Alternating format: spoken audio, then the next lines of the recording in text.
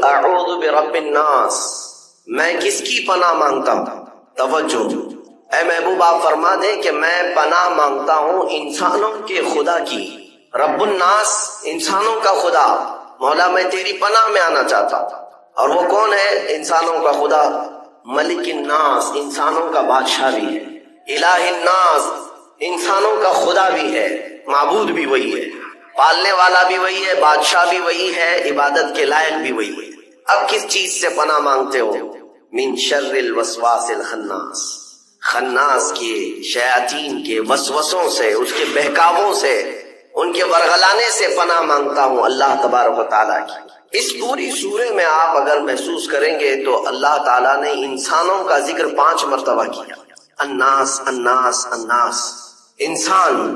یہ سمجھنے کی ضرورت ہے کہ انسانوں کے لیے اللہ تبارک و تعالیٰ اتنا مہربان ہے، اتنا مہربان ہے کہ اس کی ساری مخلوقات کے لیے کچھ قانون الگ ہیں، تمہارے لیے قانون الگ ہے۔ قرآن میں بھی اللہ تعالیٰ نے فرمایا کائنات میں کوئی شے ایسی نہیں ہے جو اس کی حمد بیان نہ کر رہی ہو، ساری کی ساری مخلوقات تسبیح بیان کر رہی ہیں۔ لیکن روایت میں یہ بھی ہے کہ اگر کوئی چیز، پرندہ ہو کہ جانور ہو کہ درخت ہو کہ مچھلی ہو، چیونٹی ہو، اگر ایک لمحے کے لیے بھی وہ اللہ کے ذکر سے غافل ہو جائیں تو ان کی موت آ جاتی ہے۔ ان کے لیے یہ قانون ہے۔ درخت اگر ذکر الہی سے ایک لمحے کے لیے غافل ہوا تو اسے سکھا دیا جاتا ہے یا اسے کاٹ دیا جاتا ہے۔ پرندہ شکار ہو جاتا ہے، مچھلیاں پھنس جاتی ہیں اگر ایک لمحے کے لیے ذکر خدا سے غافل ہو جائیں۔ حضرت ذوالنون مصری اپنی بیٹی کے ساتھ سفر میں تھے، سمندر میں، وہ کشتی میں مچھلیاں پکڑ رہے تھے، پکڑ پکڑ کر کے اپنی کشتی میں ڈال رہے تھے۔ ان کی بیٹی جو پیچھے بیٹھی ہوئی تھی وہ مچھلیاں اٹھا اٹھا کے پھر سمندر میں ڈال رہی تھی۔ کافی دیر کے بعد جب کنارے پہنچے تو انہوں نے دیکھا مچھلیاں کہاں ہیں۔ بیٹی سے پوچھا تو اس نے کہا کہ میں نے سب ڈال دیا۔ کہا ایسا کیوں کیا؟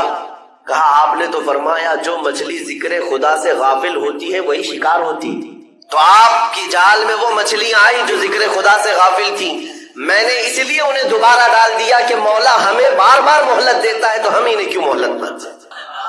اب اندازہ کریں، میں یہ بات اس لیے عرض کر رہا ہوں کہ ان ساری مخلوقات کے لیے قانون تو یہ ہے کہ وہ اگر ذکر خدا سے غافل ہو جائیں تو مر جائیں، جل جائیں یا کٹ جائیں۔ لیکن اے انسانوں، ہمارا حال یہ ہے کہ اس خدا سے غافل رہنے والے کو بھی وہ کھلا رہا ہے، عبادت کرنے والے کو بھی کھلا رہا ہے۔ گناہ کر کے بھی انسان جی رہا ہے، نیکیاں کر کے بھی جی رہا ہے۔ یہ اس کی مہربانی اور رحمت ہے انسانوں پر خاص۔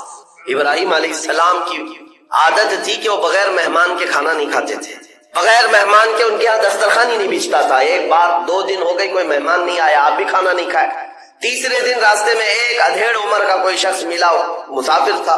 ابراہیم علیہ السلام نے اس سے ریکویسٹ کی کہ میرے گھر مسافر آج مہمان بن جا۔ وہ کیسے لوگ تھے کہ زبردستی اپنے گھر مہمان بلاتے تھے۔ مہمان نوازی میں پوری دنیا میں سب سے زیادہ مشہور ابراہیم علیہ السلام کی ذات تھی۔ تو وہ شخص آیا، ابراہیم علیہ السلام نے دسترخوان بچھائے اور کھانے رکھے، کہا اللہ کا نام لو اور شروع کرو۔ تو آنے والے نے کہا میں اللہ کو نہیں جانتا اور نہ ہی میں مانتا ہوں، میں اللہ کا نام لینے والا نہیں ہوں۔ تو ابراہیم علیہ السلام نے دسترخوان کھینچ لیا اور کہا اٹھ کر جاتا تو چل، اس لیے کہ میرے گھر کا ہر لقمہ اللہ کے نام سے ہی جائے۔ دسترخوان کھینچ لیا، وہ شخص چلا گیا۔ رب تبارک و تعالیٰ کی طرف سے وحی آئی، ابراہیم آج تمہارے دسترخوان پر اس نے میرا نام نہیں لیا، تم نے دسترخوان کھینچ لیا، پچھلے 50 سال سے وہ میرا نام نہیں لیتا، میں ہر وقت اسے کھلا رہا ہوں۔ انسانوں کا خدا اور ہے، یعنی انسانوں کے خدا جس کو ہم اس طور پر تصور نہ کریں کہ وہ سخت قسم کا ہمیشہ تمہارے لیے عذاب ہی لے کر بیٹھا ہے، نہیں میرے عزیزو، وسعت رحمتی کل شیء، قرآن کہتا ہے، اللہ فرماتا ہے میری رحمت نے ہر چیز کو گھیرے میں لے لیا۔ اگر وہ ہم پر رحم نہ کر رہا ہوتا تو پھر ہمارے ہر گناہ پر آج پکڑ کر رہا ہوتا، ہر ایک گناہ کے بدلے ایک ایک نعمت چھین لیتا ہم سے، لیکن ایسا نہیں ہوا ہے۔ عدل تو یہی ہے، انصاف تو یہی ہے کہ اس کی زمین ہے، اس کا آسمان ہے، اس کی ہوا ہے، اس کی کائنات ہے، اور اسی کی کائنات میں رہ کر بندہ جب اسی کی نافرمانی کر رہا ہے تو پھر انصاف تو یہ چاہتا ہے کہ نافرمانی کرنے والے کی پکڑ کی جائے۔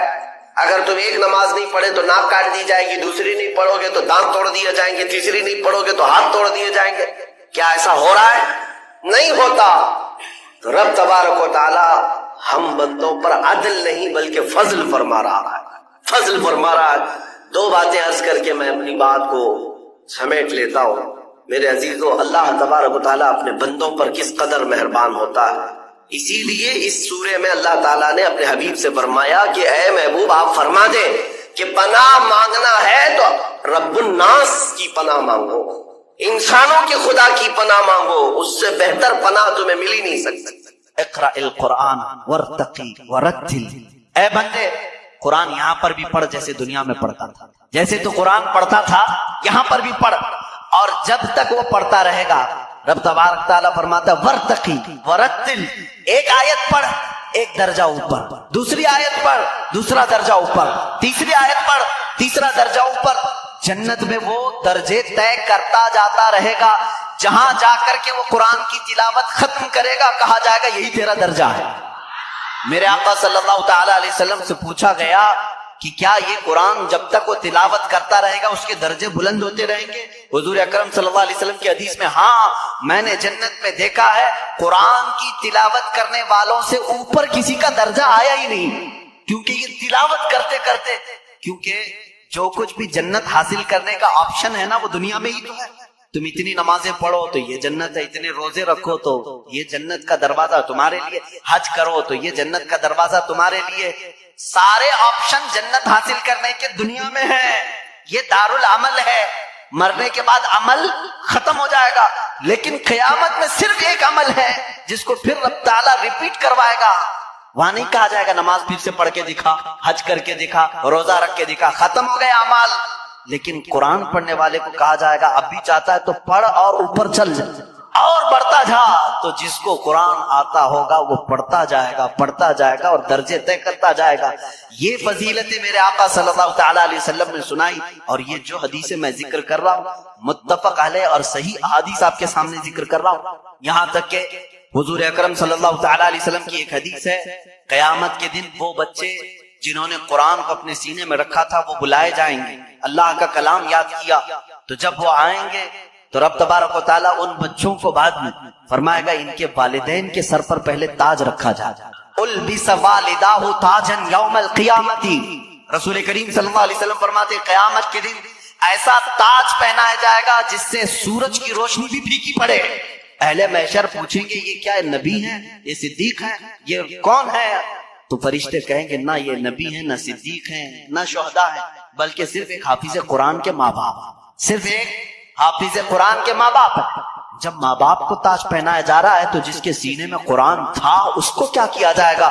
رب تعالیٰ اس کے لیے فرماتا ہے، میرے آقا صلی اللہ علیہ وسلم نے فرمایا اس حافظ قرآن کو بلایا جائے اور اس سے کہا جائے ایسے 10 لوگ تیرے خاندان کے جن پر دوزخ میں جانا واجب ہو گیا، ان کا ہاتھ پکڑ، صرف اس کی برکت سے میں ان کی جہنم کی سزا کو معاف کر کے تیرے ساتھ جنت عطا کروں گا۔ اس کی سفارش قبول کی جائے، لیکن یاد رکھیں میرے عزیزو، حافظ قرآن کی آیات پر عمل کرتا ہو، اس کا ادب بھی کریں، احترام بھی کریں۔ آج زمانے میں حفاظ قرآن کے ساتھ بہت ہی برے سلوک دیکھنے کو ملتے ہیں، یاد رکھنا قیامت کے دن وہ اس عذاب میں مبتلا ہوں گے جو قرآن کی بے حرمتی کرنے والے کا عذاب ہے، کیونکہ وہ حافظ قرآن کی بے ادبی کرتے ہیں۔ ہمارے بزرگان دین جو سلف صالحین ہیں، میں نے پڑھا بھی ہے، بزرگان دین کا طریقہ تو یہ ہوتا تھا کہ اگر کوئی حافظ قرآن زمین پر بیٹھا ہے تو وہ کبھی اوپر نہیں بیٹھتے تھے، ہاں اگر وہ خود حافظ قرآن ہے تو پھر دونوں کے معاملات ایک طرح کے، لیکن کوئی حافظ قرآن نہیں ہے اور کوئی حافظ نیچے بیٹھا ہے تو علماء بزرگان دین اس کو بے ادبی محسوس کرتے تھے۔ اللہ کا کلام سینے میں لے کر وہ نیچے ہے اور بغیر حفظ قرآن کیا ہوا اوپر بیٹھا، اس کو بزرگان دین نے بے ادبی محسوس فرمائی۔ بہرحال قرآن ایک ایسا جامع نظام اللہ تعالیٰ نے تمہیں عطا کیا اور اس کی فضیلتیں میں نے بتائی، اور سب سے بڑی بات کیا ہے معلوم؟ قرآن اللہ نے اتارا، آیتیں ساری چیزیں میرے آقا صلی اللہ علیہ وسلم پر اترتی رہی۔ اس کی پہلی آیت جو اتری اقرا بسم ربک الذی خلق، غار حرا میں واقعہ آپ کو معلوم ہوگا، میرے آقا صلی اللہ تعالی علیہ وسلم پہاڑ پر ایک غار ہے، آج بھی مکہ کے کنارے غار حرا اس کو کہتے ہیں، جبل نور، وہاں پر عبادت کے لیے جایا کرتے تھے۔ جبرائیل امین ایک رات آئے اور روایات یہ بتاتی ہیں کہ وہ 17 رمضان المبارک کی رات تھی، آ کر کے انہوں نے حضور اکرم صلی اللہ علیہ وسلم سے صرف اتنا کہا اقرا، پڑھو، آپ صلی اللہ علیہ وسلم نے فرمایا ما انا بقاری، میں نہیں پڑھنے والا. بعض بے وقوف اس کا ترجمہ یوں کرتے ہیں مجھے پڑھنا نہیں آتا. حضور اکرم صلی اللہ تعالی علیہ وسلم کو پڑھنا نہیں آتا. آپ نے جبرائیل امین نے سینے سے سینہ لگایا اور پھر کہا اقرا، کہا پڑھو. میرے آقا صلی اللہ علیہ وسلم نے وہی جواب دیا. 4 بار اس طرح سے ہوا. چوتھی مرتبہ جو ہے جبرائیل امین نے صرف اقرا نہیں کہا. اقرا کا مطلب کیا ہوتا ہے؟ پڑھ. آرڈر ہے، آرڈر پڑھ. لیکن جبرائیل امین نے جب یہ کہا اقرا بسم ربک الذی خلق، پڑھ اس رب کے نام سے جس نے پیدا کیا، میرے آقا صلی اللہ علیہ وسلم نے پڑھنا شروع کیا. میرے آقا نے مزاج یہ بتایا اپنی امت کو کہ پڑھو وہی جو رب تک تمہیں پہنچا ہے، تعلیم حاصل کرو وہی جو رب کے نام سے شروع ہو یا رب تک تمہیں پہنچائے. یہ آیتیں یہاں سے شروع ہوئی اور آیتیں جو ختم ہوئی ہیں اس میں اختلاف. بعض علماء نے لکھا ہے کہ الیوم اکملت لکم دینکم، یہ آخری آیت تھی جو حجۃ الوداع میں میرے آقا صلی اللہ علیہ وسلم جب آخری حج میں تھے نازل ہوئی. بعض علماء اور مفسرین نے فرمایا اذا جاء نصر اللہ والفتح، یہ سورہ پڑھتے ہوں گے نا آپ نماز میں، یہ قرآن کی سب سے آخری سورہ نازل ہونے کے اعتبار سے. ایک بات ذہن میں رکھ لیں، نازل ہونے کی ترتیب الگ ہے اور پڑھنے کی آج ترتیب الگ ہے. قرآن آج جو پڑھا جاتا ہے اس کی ترتیب کیسے ہے؟ سورہ فاتحہ پہلے ہے الحمدللہ، اس کے بعد سورہ بقرہ ہے، اس کے بعد سورہ آل عمران ہے، اس کے بعد سورہ نساء ہے، اس کے بعد سورہ مائدہ ہے، اس کے بعد سورہ انعام ہے، پھر سورہ اعراف. اس طرح سے یہ سورتیں چلی اور ختم کہاں پہ ہوئی؟ سورہ والناس، قل اعوذ برب الناس ملک الناس پڑھتے ہیں نا، یہ آخری سورہ. یہ پڑھنے کی ترتیب ہے لیکن نازل ہونے کی جو ترتیب ہے وہ الگ ہے. پہلے آیتیں نازل ہوئی تھی کہاں؟ 5. یہ باتیں میں کیوں بتا رہا ہوں یہ لاسٹ میں آپ کو خود سمجھ میں آ جائے. ذہن میں اتنا رکھ لینا، سب سے پہلے کون سی آیتیں نازل ہوئی؟ اقرا بسم ربک الذی خلق. آج بھی جب بچوں کی بسم اللہ خوانی ہم کراتے ہیں تو یہی آیتیں پڑھاتے ہیں بچے کو، سب سے پہلے یہی پڑھاتے ہیں. 5 آیتیں میں پڑھ بھی دیتا ہوں. اقرا بسم ربک الذی خلق خلق الانسان من علق اقرا وربک الاکرم الذی علم بالقلم علم الانسان ما لم یعلم. یہ 5 آیتیں ہیں جو سب سے پہلے میرے آقا صلی اللہ علیہ وسلم پر نازل ہوئی. جبرائیل امین لے کر آتے تھے، حضور اکرم صلی اللہ علیہ وسلم کو سناتے تھے. یہ قرآن کی ابتدا ہے اور 23 سال تک نازل ہوتا رہا. 23 ایئرس، 23 سال تک نازل ہوتا رہا. آخر میں کون سی آیتیں نازل ہوئی؟ ایک تفسیر کی روایت کے مطابق اذا جاء نصر اللہ والفتح ورأیت الناس يدخلون فی دین اللہ افواجا فسبح بحمد ربک واستغفرہ انہ کان توابا. یہ 2 چیزیں ذہن میں رکھو. اقرا سب سے پہلے، سورہ اذا جاء نصر اللہ سب سے آخر. یہ قرآن کی نزول کا زمانہ میں آپ کو بتاؤں 23 سال تک نازل ہوئی. آپ کو میں بتاؤں قرآن اتنی فصیح زبان میں ہے. فصیح کا مطلب لٹریچر جس کو کہتے ہیں. جیسے ایک اردو ہے جو ہم اور آپ بول، یہاں ہبلی کی زبان ہوتی، اس کو فصیح اردو نہیں کہتے. لکھنؤ والے فصیح اردو بولتے. آپ کیسے؟ اب ہم ظاہر سی بات ہے میں تقریر جو کر رہا ہوں ہو سکتا ہے یہ اردو الگ ہے، ہبلی والی اردو الگ. اردو اگر میں وہ بولوں تو پھر یہاں بھونڈا لگے. ابے جابے تبے، یہ اگر جو عام طور پر استعمال کرتے یہ بھونڈا لگتا ہے، کیونکہ فصیح زبان میں جب کوئی بیان کرے تو وہ دل میں اترتی. زبان کی مٹھاس اس کی فصاحت میں ہے. تو عربی زبان میں جو سب سے زیادہ فصیح جملے تھے وہ قرآن میں آئے. ایک بھی ہلکا جملہ نہیں آیا، ایک بھی کمتر جملہ نہیں آیا. اب جیسے ایک مثال میں آپ کو بتاتا ہوں. گھٹنا لفظ ہے نا، گھٹنا، گھٹنے ٹیک دینا، لیکن آپ گڑگے بولتے ہے کہ نہیں؟ گڑگے ٹیکو. گڑگا کیا چیز ہے؟ گڑگا یہ تمہاری عامی زبان ہے. اگر یہ میں کتاب میں لکھ دوں کہ میں سجدے میں جاتے وقت گڑگا ٹیک دیا آپ کو برا لگے گا. کیا مولانا اچھی زبان میں بیچ میں ہڈی لے کے. گھٹنا لفظ ہے، گھٹنا یہ فصیح لفظ اور ایک عام لفظ ہوتا ہے جس کو آپ یوز کر سمجھ رہے. اب جیسے جانور کہتے ہیں، جانور ہے، اب عام زبان میں کہتے ہیں جناور. یہ فصیح لفظ نہیں، یہ فصیح لفظ نہیں ہے. آپ یوز کر رہے ہیں لیکن آپ جب آپس میں بات کرتے رہتے ہیں تو اس کو برا بھی نہیں سمجھتے. کتنے جناور ایسے ہیں. یہ کیا ہے؟ فصیح اردو نہیں. اچھا لڑکا کہتے ہیں، لڑکی کہتے ہیں، یہ فصیح اردو ہے. لڑکا آیا، لڑکی آئی، لیکن آپ نے چھوڑا آیا، چھوری آئی، یہ کیا ہے؟ چھوکرا آیا، چھوکری آئی. اس طرح کی یہ فصاحت میں استعمال، فصاحت میں استعمال نہیں. ایسی بہت ساری چیزیں ہیں اردو میں آپ کو سمجھا رہا ہوں. جو فصیح ہوتا ہے وہ لٹریچر ہے، اچھی زبان اور قرآن پورا کا پورا فصیح عربی میں نازل ہوا ہے. ایک حرف بھی ایسا نہیں ہے جو عام لوگ یوز کرتے ہو, ایک حرف بھی ایسا نہیں, اور صرف قرآن ہی اس طرح ہے. اور اسی وجہ سے اللہ رب العزت نے چیلنج پہ چیلنج کیا. قرآن پاک چیلنج کس کو کہتے ہیں معلوم ہے نا؟ لا کر کے دکھاؤ. اللہ تعالیٰ نے 4 جگہ پر چیلنج فرمایا. پہلا تو یہ ہے قُلْ إِنِ اجْتَمَعَتِ الْإِنسُ وَالْجِنُّ عَلَىٰ أَن يَأْتُوا بِمِثْلِ هَٰذَا الْقُرْآنِ. اللہ تعالیٰ فرماتا ہے اے محبوب آپ فرما دیں سارے انسان جمع ہو جائیں, سارے جنات جمع ہو جائیں, دنیا میں جتنے انسان ہیں سب جمع ہو جائیں, جتنے جنات ہیں سب جمع ہو جائیں.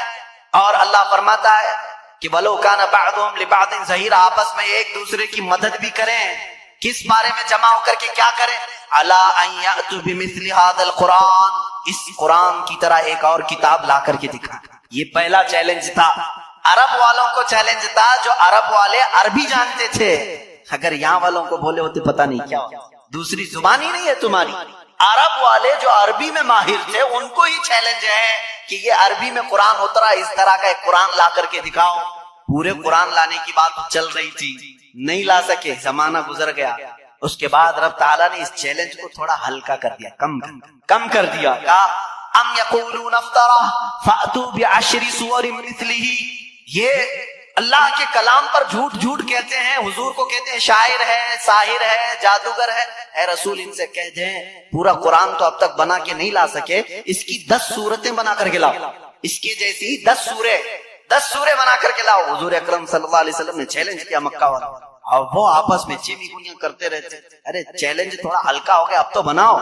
پوری کتاب نہیں 10 سورے بنانا ہے. 114 صورتیں ہیں قرآن کی, اس میں سے 10 صورتوں کی برابر کوئی سورے لے کے آؤ. نہیں لائے. پھر اس کے بعد اللہ تبارک و تعالیٰ نے تیسری مرتبہ جا کر کے اور چیلنج کو کم کر دیا. وَإِن كُنتُمْ فِي رَيْبٍ مِّمَّا نَزَّلْنَا عَلَىٰ عَبْدِنَا فَأْتُوا بِسُورَةٍ مِّثْلِهِ, اگر تم کو شک لگتا ہے جو کچھ بھی ہم نے اپنے بندے پر اتارا ہے تو لاؤ اس قرآن کی طرح ایک ہی سورے. کتنی؟ ایک سورے لے کر گیا. پہلے پورا قرآن کے جیسا لانے کا چیلنج تھا, بعد میں 10 سورے لانے کا چیلنج تھا. پھر تیسری مرتبہ رب تعالیٰ نے کیا فرمایا؟ ایک سورے لے کے آؤ. نہیں لائے. اور حضور اکرم صلی اللہ تعالی علیہ وسلم نے کیا فرمایا؟ ایک سورے جب وہ نہیں لائے, اس زمانے میں کیا ہوتا تھا, کمپٹیشن ہوتا تھا شعر و شاعری کا. مشاعرے ہوتے ہیں نا, اچھا شعر کس کا ہے اس کو انعام دیا جائے. جو شعر و شاعری کرتے ہیں وہ جانتے ہیں. عرب والے شعر و شاعری میں بہت مشہور تھے. سال میں ایک مرتبہ مکہ میں حج کے موقع پر سب بڑے بڑے شاعر جمع ہوتے تھے, اپنے شعر سناتے تھے, اور جس کا شعر سب سے اچھا ہوتا تھا اس کے شعر کو کعبے کے دروازے پر لٹکایا جاتا تھا. اور اس کی فضیلت تھی سال بھر تک وہ شعر نکالے نہیں جاتے, بلکہ اگلے سال اس سے بھی بہتر کوئی لاتا تو وہ نکالتے پھر اس کا لٹکاتے تھے. یعنی ورلڈ گینیز بک میں جس طرح ریکارڈ درج کیے جاتے ہیں, ارے میاں یہ ابھی جو ہے 100 انڈے کھایا ہے, اب دوسرے کا نام اسی وقت لکھا جائے گا جب 150 انڈے کوئی کھا کے آیا ہے. وہاں ریکارڈ بنانے کے لیے شعر و شاعری ہوتی تھی, اور مکہ میں خانہ کعبہ کے دروازے پر لٹکائے جاتے تھے. وہ ہر سال کا معمول تھا. ایک سال میرے آقا صلی اللہ تعالی علیہ وسلم نے لکھا انا اعطیناک الکوثر فصل لربک وانحر ان شانئک هو الابتر. 3 آیتیں ہیں, ایک چھوٹی سورہ ہے. لے جا کر کے میرے آقا صلی اللہ علیہ وسلم نے خانہ کعبہ کے دروازے پر لٹکایا. آؤ عرب والو, اس سے بہتر کوئی چیز ہو تو اس کو اتارا جائے گا اور دوسرا اس کا لایا ہوا شعر لگایا جائے گا. یہ چیلنج چلا مہینہ 2 مہینے کئی دن تک. سارے پریشان تھے. اس وقت جو موجود تھے ان کے بس میں نہیں تھا. ایک بہت بڑے شاعر کو یہ لوگ یمن سے یا کسی علاقے سے لے کر کے آئے اور اس سے کہا یہ چیلنج محمد نے دیا ہے صلی اللہ علیہ وسلم کہ یہ 3 آیتیں ہیں اس کے اندر, اس سے بہتر کوئی چیز لا کر کے دکھا. آپ کو سمجھ میں نہیں آئے گا یہ 3 چیزیں بنانے میں کیا دقت ہے. میرے عزیزو یہ صرف 3 آیتیں نہیں ہیں, جب اس کے حروف کو جوڑ کر کے دیکھا جائے تو یہ زبان جاننے والے ہی جانتے ہیں کہ اس کے فائدے کیا کیا ہیں. وہ بڑا شاعر آیا جو بات بھی شعر و شاعری میں کرتا تھا. اگر وہ پوچھتا کسی سے آپ خیریت سے ہیں تو شعر سے ہی پوچھتا تھا. اگر اس سے آپ پوچھتے کھانا کھائے, جواب بھی شعر میں دیتا تھا. وہ آیا جب اس نے دیکھا کہ خانہ کعبہ پر یہ 3 چیزیں لٹکائی گئی ہیں, انا اعطیناک الکوثر فصل لربک وانحر ان شانئک هو الابتر, اس سے کہا گیا جواب لکھو اس کا. تو اس نے اپنے ایک ٹکڑے میں لکھا ما ھذا کلام البشر, یہ بشر کا کلام ہو ہی نہیں سکتا. میں کیا جواب دوں, یہ بشر کا کلام ہو ہی نہیں سکتا، وہ چلا گیا۔ یہ چیلنج چلتا رہا، کوئی نہیں لا سکا قرآن کے مثل۔ اور آپ کو میں بتاؤں مضحکہ خیز بات، بہت مرتبہ مسیلمہ کذاب ایک ایسا شخص تھا جو اپنی الگ شریعت چلانا چاہتا تھا، حضور کے علاوہ اپنے آپ کو نبی کہنا چاہتا تھا۔ اس سے لوگوں نے کہا کہ محمد صلی اللہ تعالیٰ علیہ وسلم وہ نبی ہیں، ان پر قرآن کی آیتیں اترتی ہیں، تو بھی تو لے کے آ، تیرے پاس کہاں ہے کتاب؟ جیسے قادیانی کو بھی کہا گیا تھا، غلام مرزا قادیانی جو ہے، یہ مرزا غلام احمد قادیانی جو پنجاب کا تھا، اس نے بھی نبی ہونے کا دعویٰ کیا تھا۔ اس کا بھی وہی حشر ہے جو مسیلمہ کذاب کا تھا۔ جھوٹے نبوت کے دعوے دار دجال ہوتے ہیں، یاد رکھو۔ میرے آقا صلی اللہ علیہ وسلم خاتم النبیین ہیں، آپ کے بعد کوئی نبی نہیں ہوگا۔ لیکن وہ مسیلمہ کذاب نے جب یہ کہا، کوئی اس سے جب لوگوں نے کہا تیرے پاس کہاں ہے آیتیں ہونا چاہیے ویسے قرآن کی جیسے محمد صلی اللہ علیہ وسلم کے پاس آتی، کہا میں بھی بنا کر کے لاتا، میرے پاس بھی آتے ہیں۔ تو بہت دن تک سوچا اور پھر اس کے بعد خود سے اپنے دماغ سے بنانے لگا کہ الفیل ملفیل وما ادراک ملفیل، قرآن کی سورہ ہے نا القاریۃ ملقاریہ وما ادراک ملقاریہ، اس سورے کے وزن پہ اس نے اپنے سے بنایا الفیل ملفیل وما ادراک ملفیل ذنبہ صغیر وخرطومہ طویل، بنایا لے کر کے آیا سارے لوگوں کے سامنے۔ کیا مطلب ہے معلوم ہے اس کا؟ الفیل ملفیل، ہاتھی، کیا ہاتھی؟ وما ادراک ملفیل، تم کیا جانو کہ ہاتھی کیا ہوتا ہے؟ اس کی پونچھ چھوٹی ہوتی ہے، اس کی سونڈ لمبی ہوتی ہے۔ ابھی یہاں ہنس رہے ہیں، عرب والے تو اس پر پیٹ پکڑ کر ہنسنے لگے، کیا بنا کے لایا بیوقوف، سب اسی وقت ہنس پڑے۔ ظاہر سی بات ہے 14 صدیوں کے بعد مسلمان اس کی بات پر ہنس رہے ہیں تو عرب والے کتنا ہنسے ہوں گے۔ گیا بھاگ کر کے، نہیں بنا لا سکا۔ اب اس کے بعد عرب مکہ والے بڑے بڑے جو مالدار تھے وہ لوگ جمع ہوئے اور کہا جو بھی عرب کے بڑے بڑے شاعر ہیں ان کو لاؤ، پیسے دو اور بناؤ کچھ، ہمارے لیے جینا دشوار کر کے رکھی یہ آیتیں، یہ چیلنج پہ چیلنج دے رہے ہیں اور ہم بنا کر کے لا نہیں پا رہے ہیں۔ پورے شاعروں کو جمع کی، ان کو بڑے بڑے نذرانے دیے، کتنا چاہیے پیسہ، سب جاؤ اس کے برابر بنا کے لاؤ۔ وہ سب گئے شاعر اور گئے، کھا پی کر کے موٹے ہوئے، اگلے سال آئے کچھ بھی نہیں لے کے آئے۔ سال بھر ہو گیا، پورے سیٹوں نے پھر کہا لائے نہیں، کہا نہیں بن ہی نہیں پایا، تھوڑے اور پیسے دے دو اگلے سال بنا کے لائے۔ پھر پیسے ان کے اکاؤنٹ میں جمع ہوئے ہوں گے اس زمانے میں جو بھی اکاؤنٹ، پھر دیے، جیسے آج شاعروں کو پہلے اکاؤنٹ میں ڈالنا پڑتا ہے، اس لیے میں لفظ اکاؤنٹ کا ذکر کر رہا ہوں۔ ان کو اور پیسے دیے، وہ پھر پیسے لیے اور گئے، جا کر کے دوسرے سال اب ظاہر سی بات ہے اب تو مار کھاتا، نہیں لاتے پیسے، پچھلے سال کے بھی بقایا تھے، اس سال بھی۔ اس سال وہ آئے اور کہنے لگے کہ ویسا بن تو نہیں پایا، قرآن کے جیسی کوئی سورہ بنی تو نہیں، ہاں البتہ کچھ عیب ملے ہم کو قرآن میں جو فصیح نہیں ہے۔ فصیح ابھی میں نے بتایا نا، فصیح کس کو کہتے ہیں؟ جو ہائی لیول کی زبان ہے، اور اگر عام لوگ یوز کرتے ہیں اس چیز کو تو اس کو کہتے ہیں یہ فصیح نہیں ہے، یہ عام لفظ ہے۔ جیسے میں نے اردو میں بتایا گڑگا، یہ عام لفظ ہے۔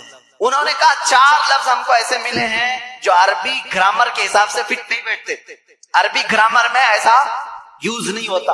انگلش کے گرامر توڑ کر کے اگر بولو گے تو انگریز ہنسیں گے، ہمارے گرامر توڑ کر کے بولو گے ارے لڑکی بہت اچھا تھا، آپ ہنسیں گے، گرامر میں نہیں بیٹھتا ہے نا۔ اسی طرح ان شاعروں نے کہا 4 لفظ قرآن میں ایسے ملے ہیں جو گرامر سے ہٹے ہوئے ہیں۔ کہا چلو یہ بھی بڑی بات ہے، یہ بھی بڑی بات ہے، تم بنا کر کے نہیں لائے لیکن قرآن کے کچھ ایسی چیزیں ڈھونڈ کے تو لائے ہو جو قرآن میں عیب ہے۔ کہا جلدی بتاؤ کیا ہے؟ کہا 4 چیزیں، توجہ چاہتا ہوں میرے یہ ذہن میں رکھنا۔ حضوا ایک لفظ ہے، ان جاہلوں نے کہا، وہ شاعروں نے، بڑے بڑے شاعر تھے، حضوا نہیں یوز کرتے عربی میں، استہزاء یعنی مذاق کے لفظ کو کیا کہتے ہیں عربی میں؟ استہزاء، لیکن قرآن میں حضوا یوز ہے۔ تو انہوں نے کہا حضوا یہ عام لفظ ہے، یہ ایسا نہیں یوز ہونا چاہیے۔ کہا دوسرا کیا؟ جلدی کہا کبیر بڑے کو کہتے ہیں لیکن قرآن نے اس کو کبار کہا ہے۔ کبار کون یوز کرتا ہے؟ ان شاعروں نے کہا کبار یہ گرا ہوا لفظ، کبیر یوز کرتے، اچھے لوگ جو ہیں وہ کبیر یوز کرتے، کبار نہیں۔ 2 لفظ ہوئے، حضوا، کبار۔ پھر تیسرا لفظ انہوں نے کہا لشیئن آتا ہے، لشیئن یہ گرامر کے حساب سے فٹ بیٹھتا ہے، لیکن قرآن نے لشیئن کا پیش کے ساتھ، یہ بھی گرا ہوا۔ پھر کہا اچھا اور کیا ملا؟ کہا عجیب ہوتا ہے، جیسے کوئی بھی عجیب چیز کو دیکھتے ہیں عربی میں بھی اس کو عجیب کہتے ہیں، عجیب، لیکن قرآن نے اس کو عجاب کہا ہے۔ عجاب یہ گرا ہوا لفظ ہے، عجاب کہاں آتا ہے؟ یوز نہیں ہوتا عرب میں۔ تو یہ سیٹ لوگ بڑے خوش ہو گئے، چلو کچھ تو کمیاں ڈھونڈ کے لائے، 2 سال کی محنت کی. چلو محمد صلی اللہ علیہ وسلم کے پاس آئے. کہا ہے محمد صلی اللہ علیہ وسلم آپ کے چیلنج کو ہم نے ایکسپٹ کیا, صورتیں تو نہیں لائے لیکن تمہارے قرآن میں 4 ایسی باتیں ہیں جو فصیح نہیں ہیں, عام ہیں, گرامر سے گری ہوئی. حضور صلی اللہ تعالی علیہ وسلم نے پوچھا بھی نہیں کیا ہے کیا نہیں ہے. کہا میں تم سے بات نہیں کروں گا, تم سے بات نہیں کروں گا. تم اور میں ہوں نا, ہمارے دونوں کے بیچ میں کوئی ایک بڑا فیصلہ کرنے والا ہونا چاہیے. کون طے کرے گا, کون طے کرے گا کہ عربی گرامر کے حساب سے فٹ بیٹھتے ہیں کہ نہیں بیٹھتے ہیں, فصیح ہے کہ غیر فصیح ہے. تو حضور صلی اللہ تعالی علیہ وسلم نے یہ فیصلہ بھی ان کے ہی حوالے کر دیا. جاؤ تم ہی ڈھونڈ کے لاؤ کوئی ایسا بڑا آدمی جو میرے اور تمہارے درمیان فیصلہ کرے گا. انہوں نے کہا ٹھیک ہے, ڈھونڈ کر کے جانتے ہیں کس کو لایا. ایک 97 برس کا بوڑھا تھا, 97 ایئرس کا. وہ اپنی لینگویج کو اتنی محفوظ رکھتا تھا کہ شہر کی لینگویج مکس نہ ہو جائے, اس کے لیے وہ پہاڑوں پہ رہتا تھا. اس کو اپنی لینگویج پر فخر تھا. اس سے زیادہ عرب میں کوئی فصیح آدمی اگر اس کی طرف سے کوئی بات آئی تو پورے عرب میں وہ قانون بن جاتی تھی. یہ لینگویج بہت فصیح ہے, فلاں بوڑھا جو 97 سال کا وہ بولتا ہے. تو یہ لوگ گئے, سارے سیٹ اور شاعر اس کے پاس گئے. کہا ہمارے اور محمد صلی اللہ علیہ وسلم کے درمیان میں ایک مقدمہ ہے, آپ کو فیصلہ کرنا ہے. انہوں نے کچھ بتایا ہی نہیں تھا کیا ہے کیا نہیں ہے. اس بوڑھے کو منا لیا اور وہ بوڑھا اتر کے آیا, پہاڑوں سے اتر کر کے حضور کے پاس آیا. اب فیصلہ ہونا تھا. اب توجہ چاہتا ہوں, 4 لفظ ہے نا, حضوا, کبار, لشیء, عجاب, یہ 4 ورڈ ان کا دعویٰ. اس بوڑھے کو لے کر کے آئے فیصل بنا کر کے. حضور صلی اللہ علیہ وسلم کے پاس جب وہ آیا تو حضور بیٹھے ہوئے تھے, اور عرب میں بڑے لوگ آتے ہیں تو کھڑے ہو کر کے استقبال کرتے تھے. حضور اکرم صلی اللہ علیہ وسلم نے نہیں استقبال کیا, اٹھے ہی نہیں, آپ بیٹھے رہے. بوڑھا آیا, دیکھتا رہا, اور اس کے بعد آ کر کے اپنی جگہ بیٹھ گئے. حضور کھڑے ہو. وہ جب بیٹھا, حضور کھڑے ہو, وہ بچک کر کے پھر کھڑا ہو گیا. بوڑھا تھا, حضور صلی اللہ علیہ وسلم بیٹھ گئے, پھر وہ بھی بیٹھا. تھوڑی دیر وہ ادھر بیٹھا تو میرے آقا صلی اللہ علیہ وسلم نے فرمایا نہیں نہیں ادھر آ کے بیٹھا. اس کو اٹھایا, پھر ادھر بیٹھا. تھوڑی دیر ابھی وہ بیٹھا تھا, پھر حضور نے فرمایا یہاں نہیں, ادھر آ کے بیٹھا. ادھر ہی ٹھیک تھا. اس کو پھر ادھر اٹھایا. بھائی 97 سال کے بوڑھے کو اگر بار بار اٹھاؤ گے بٹھاؤ گے سنت کیا ہوگا. پھر اس کے بعد اس کو حضور نے کہا تیسری مرتبہ, ارے نہیں, آمنے سامنے بات کرنا اچھا